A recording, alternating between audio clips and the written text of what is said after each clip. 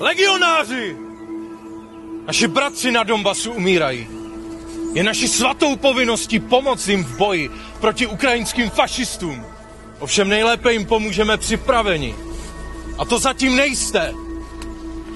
Pozor!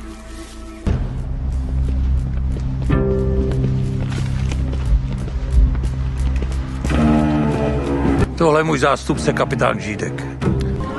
Co to bude? Gurecký? No.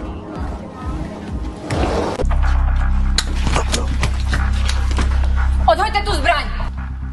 Jsem kapitán Moravec z útvaru speciálních činností. Přišel jsem se zeptat, proč se mi serete do akce? Příště se musíme přesunout někam jinam. Na Křivoklácku je to teď samý turista. To si šel trochu oklikou, ne? Co? Šmíruješ? Hej, klid, Rosťo. Ten sem chodí už díl. A co jako? To je záruka něčeho? Ne, ale v pohodě, já si hodím svýho. Drž hubu! Už minule se mi zdálo, že tady natahuje uši. Co seš zač? Pusť mě! Co? Když to tak vezmu, tak já o tom vlastně nic nevím. Navíc už je to dost stará věc, tak proč to zase vytahovat?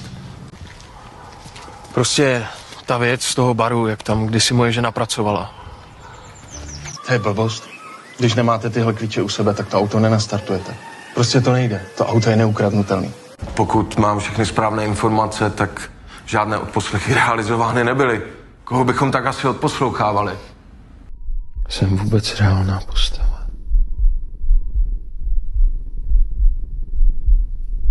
Někdy se mi nechce žít.